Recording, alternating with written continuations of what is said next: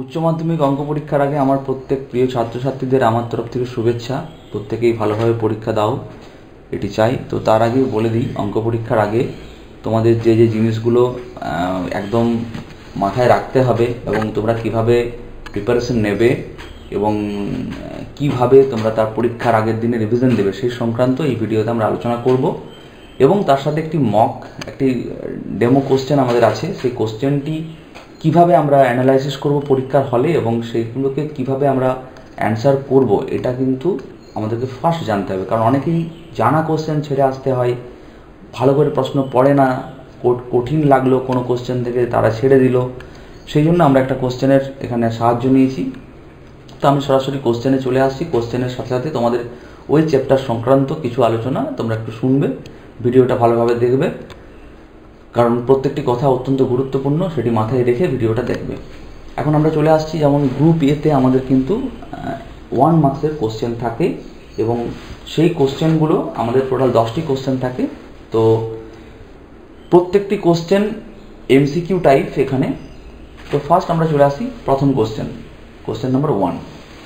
দেখো question number 1টা তুমি যদি আয়ের কোশ্চেন যদি পড়ে দেখো, এখানে তুমি কি দেখতে পাচ্ছ, a ইকুয়াল 1 2 3, এখানে কতগুলো সর্বাধিক সমতুল্যতার সম্বন্ধ হবে।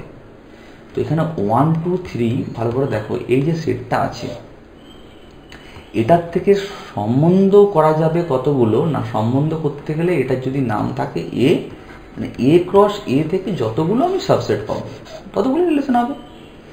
তো সেখানে কিন্তু এটা বলেনি, এখানে কিন্তু বলেছে ইকুইভ্যালেন্স রিলেশনস। অর্থাৎ ইকুইভ্যালেন্স রিলেশন হতে গেলে আমাদের যে ক্রাইটেরিয়াগুলো কী দরকার, ফ্লেক্সিভ হতে হবে, ট্রান্সিটিভ হতে হবে আর সিমেট্রিক হতে হবে। রিফ্লেক্সিভ, সিমেট্রিক আর ট্রান্সিটিভ, এই তিনটে ক্রাইটেরিয়া ফুলফিল করতে হবে।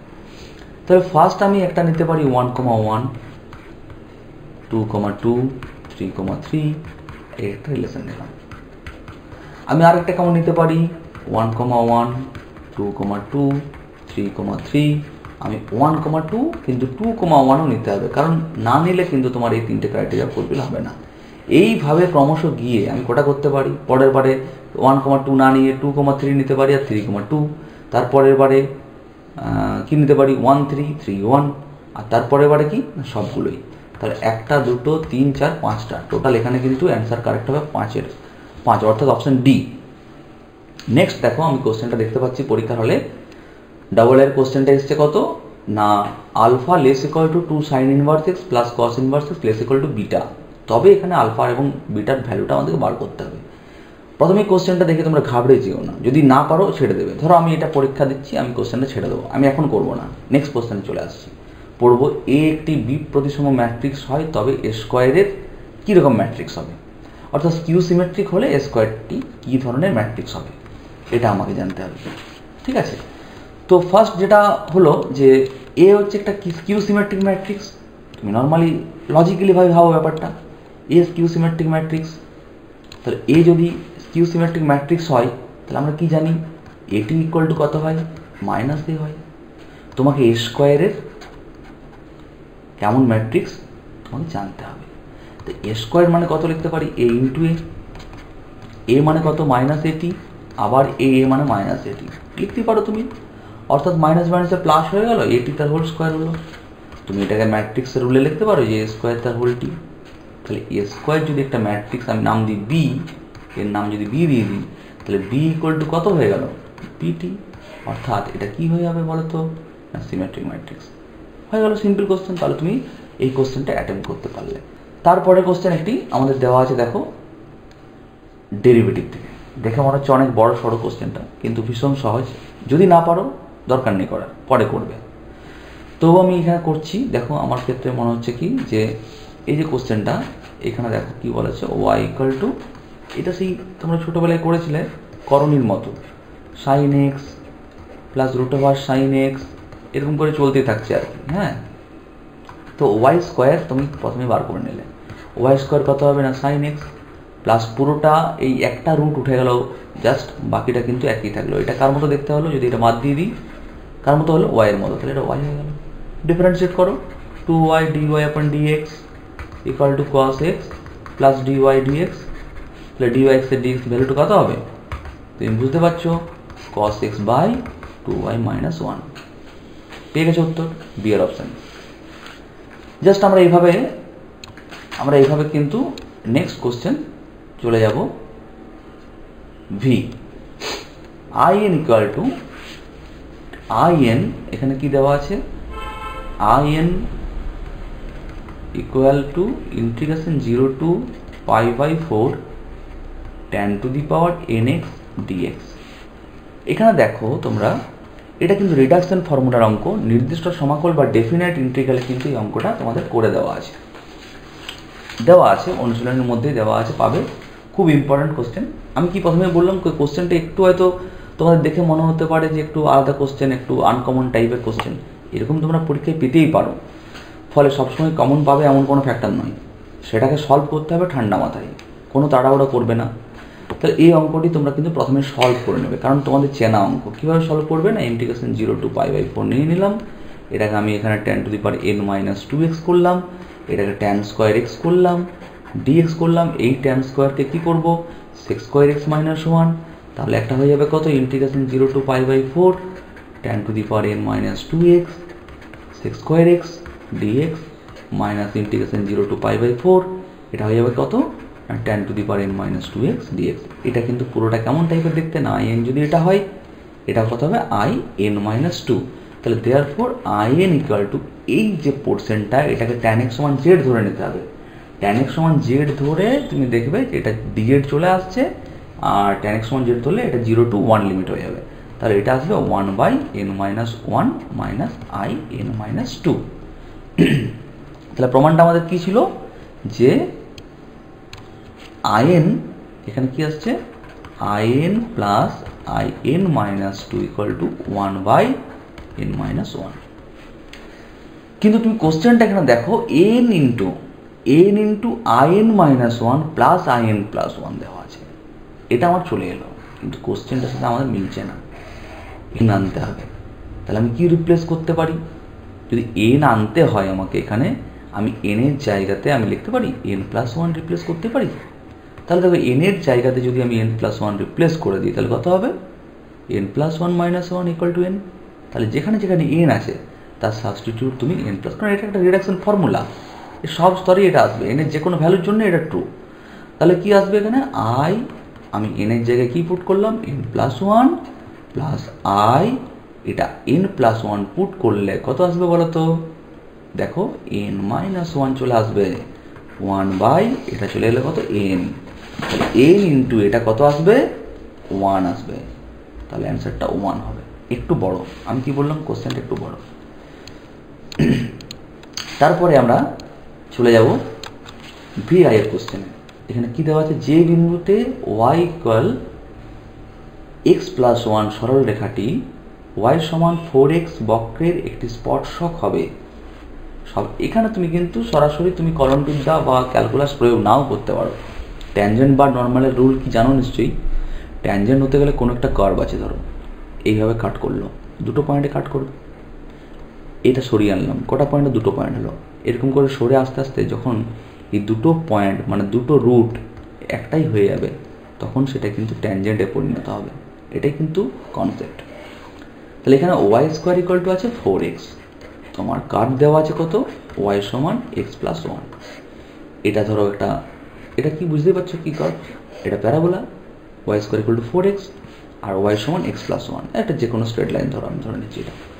তো এটা কাট করছে, কাট করতে গেলে দুটো পয়েন্ট চাই, কিন্তু এই দুটো পয়েন্ট কখন সমান হবে না, দুটো রুট যখন ইকুয়াল হবে। তাহলে এটা বসিয়ে দাও, এখানে কত হবে, এক্স প্লাস 1 তার whole square minus 4x equal to 0, therefore x minus 1 তার whole square equal to 0, therefore x equal to 1। তাহলে এক্স ইকুয়াল টু 1 হলে ওয়াই এর ভ্যালু কত হবে, ওয়াই সমান হবে 2। তাহলে এখানে পয়েন্টটা কত হবে, 1,2। খুব সিম্পল কোশ্চেন, অথচ এটা তুমি dy by dx now apply করতে পারো, সিম্পলভাবে হয়ে যাবে। নেক্সট ভিআই, তিনটি ভেক্টর সামতলিক। এটা কমন কোশ্চেন, তোমাদের সবারই আসবে আশা করি। এখানে ল্যামডার ভ্যালু বার করতে হবে, সামতলিক মানে কোপ্লেনার। তিনটে ভেক্টরকে কোপ্লেনার হতে গেলে কি হতে হয় তোমরা জানো না, এ একটা ভেক্টর, বি একটা ভেক্টর, সি একটা ভেক্টর। যদি তিনটেকে কোপ্লেনার হতে হয় তাহলে কি হতে হবে, A dot B cross C equal 0, অর্থাৎ এটা একটা ডিটারমিনেন্ট হয়। এই ডিটারমিনেন্টের ভ্যালুটা তোমরা 0 করে ল্যামডার ভ্যালু বার করে নেবে। তারপরে খুব ইজি কোশ্চেন এসছে, ওয়াই অক্ষের দিক কোসাইনগুলি হলো। ওয়াই অক্ষের দিক কোসাইন তোমরা নিশ্চয়ই জানো। ওয়াই অক্ষের দিক কোসাইন কত হয় বলো, কমেন্টে জানো। Simple question. তারপরে নেক্সট আমাদের এসছে, দুটি যদি স্বাধীন ঘটনা হয় অর্থাৎ ইন্ডিপেন্ডেন্ট ইভেন্ট হয়, তাহলে এ ও বি এর মধ্যে অন্তত পক্ষে একটি ঘটনা ঘটায়, অ্যাটলিস্ট ওয়ান। এই অ্যাটলিস্ট কথাটা বলতে বুঝতে পারছো কি, পি অফ অ্যাটলিস্ট মানে one minus P of none of this. কেউ ঘটবে না আবার বিও ঘটবে না, মানে one minus P of A complement P of B complement.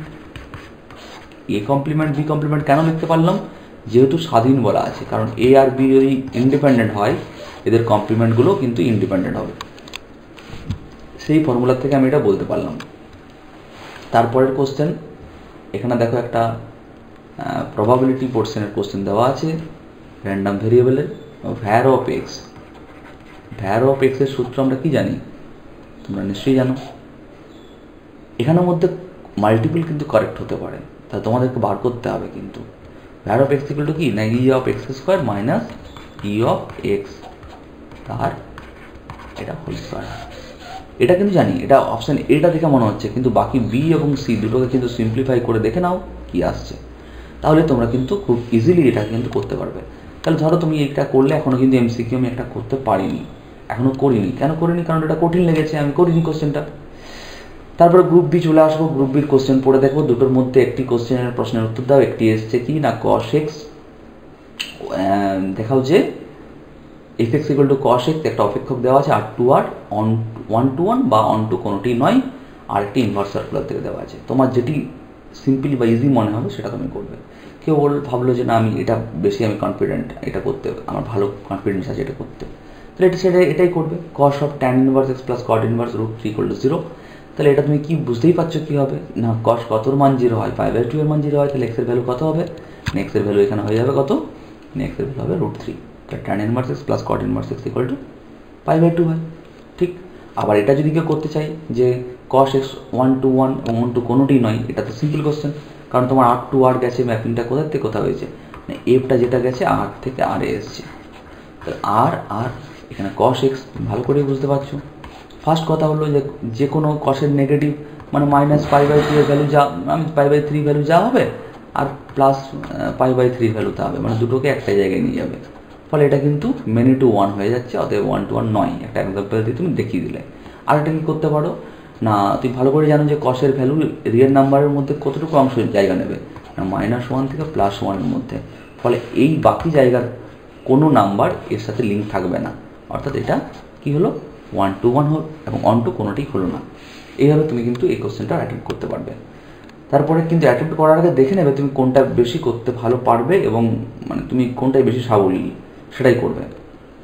তারপরে দেখো একটা 2 মার্কসের কোশ্চেন এসছে, ডিটারমিনেন্ট এবং ম্যাট্রিক্স থেকে এসছে, যে একটি তৃতীয় ক্রমের বি প্রতিসম ম্যাট্রিক্স, তবে প্রমাণ করো ডেটা ইকুয়াল টু 0।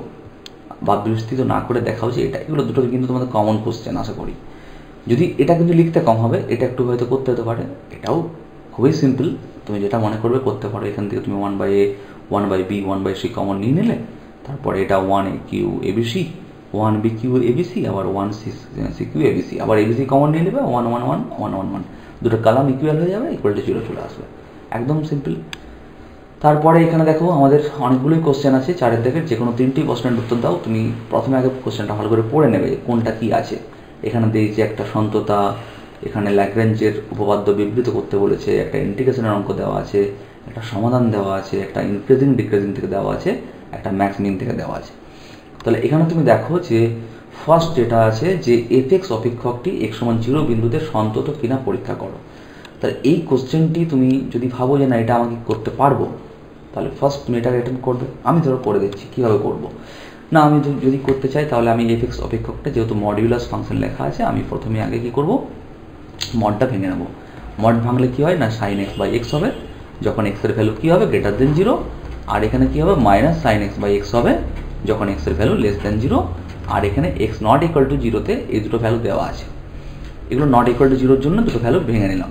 এরপরে সন্তত কিনা পরীক্ষা করো, অর্থাৎ কন্টিনিউয়াস কিনা। কন্টিনিউয়াসের রুল কি আছে জানো তো না, কন্টিনিউয়াসের রুল হচ্ছে যে কন্টিনিউয়াস করতে হতে গেলে, আর এক্সের ভ্যালু জিরোতে কত দেওয়া আছে দেখে নাও, এক্সের ভ্যালু জিরোতে দেওয়া আছে 1।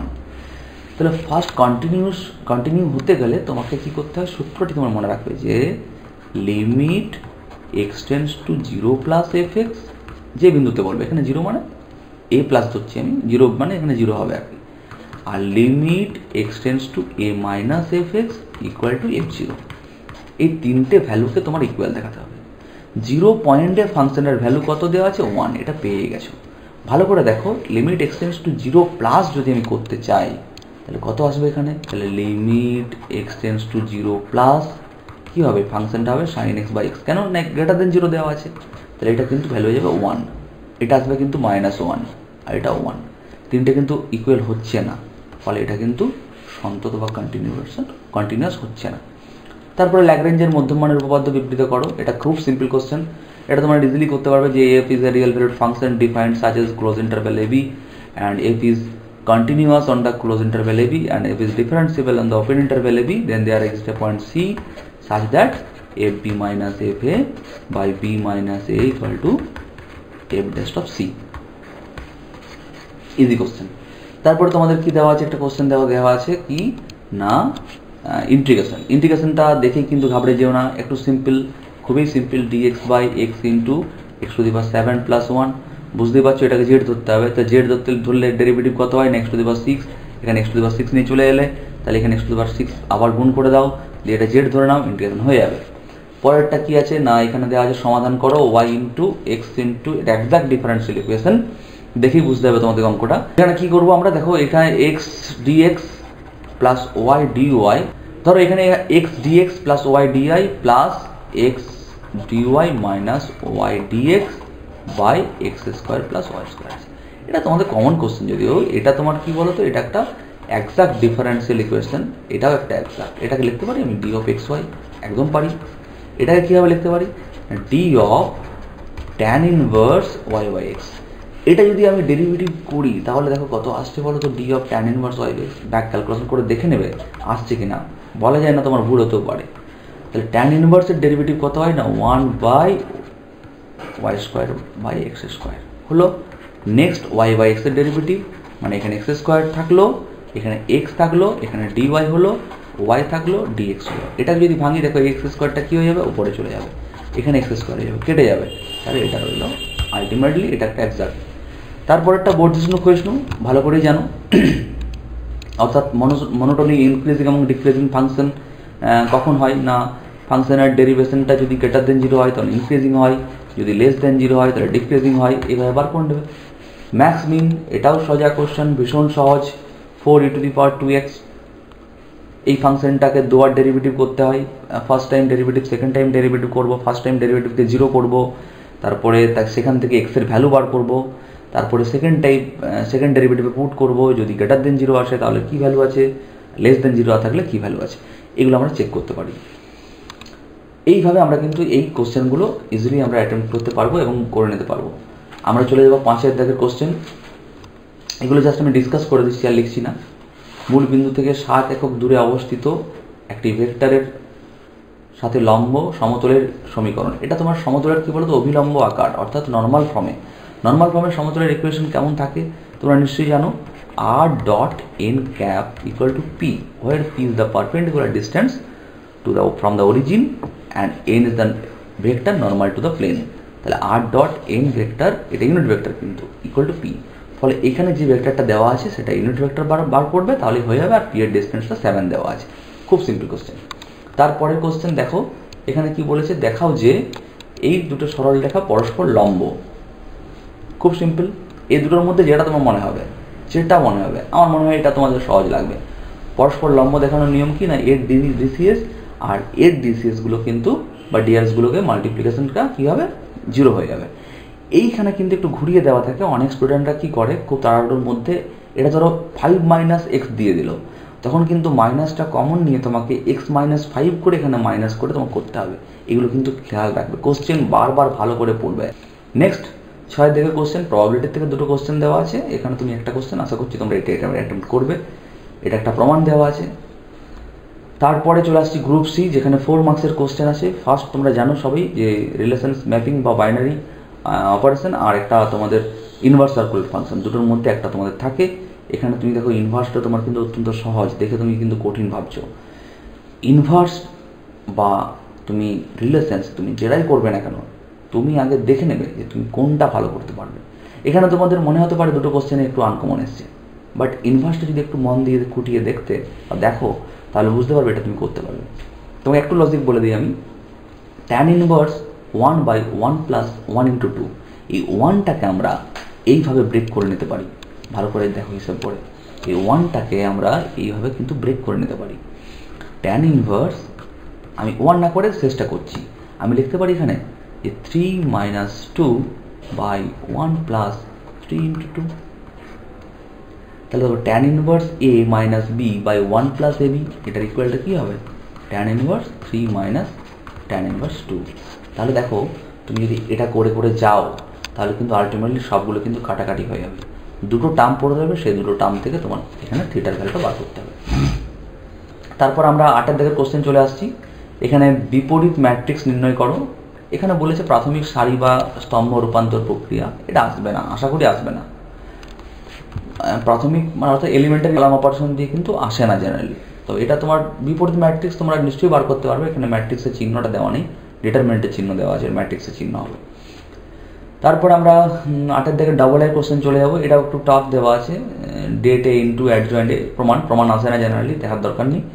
কিন্তু এই টাইপের কোশ্চেন কিন্তু তোমাদের ভীষণ আসতে পারে। কোনটা? এই পি কিউর কোন কোন মানের জন্য কোনো সমাধান থাকবে না আর ইউনিক সলিউশন থাকবে।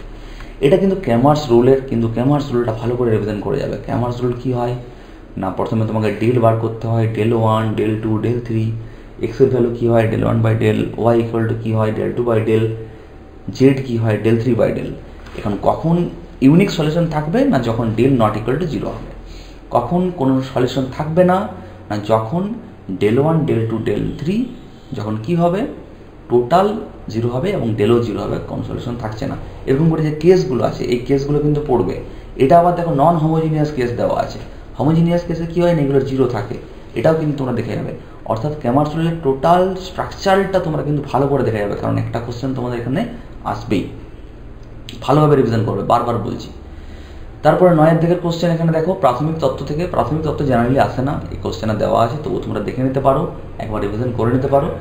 এখানে দেখো একটা সেকেন্ড অর্ডার ডেরিভেটিভের খুব কমন কোশ্চেন দেওয়া আছে। এটা কিন্তু বইয়ে তোমরা যেটা করেছো, y⁴1/m + x⁴1/m + x⁻−1/m = 2x বলে প্রমাণ করে। এটা একটু ডিজিটগুলো চেঞ্জ করে দেওয়া আছে, 1/7 রুল সেম। এই যে তারপরে কম্পিউটার ইন্টিগ্রেশনের অঙ্ক ভীষণ পপুলার একটি ইন্টিগ্রেশন। এই ইন্টিগ্রেশনটি কিন্তু তোমরা অবশ্যই দেখবে।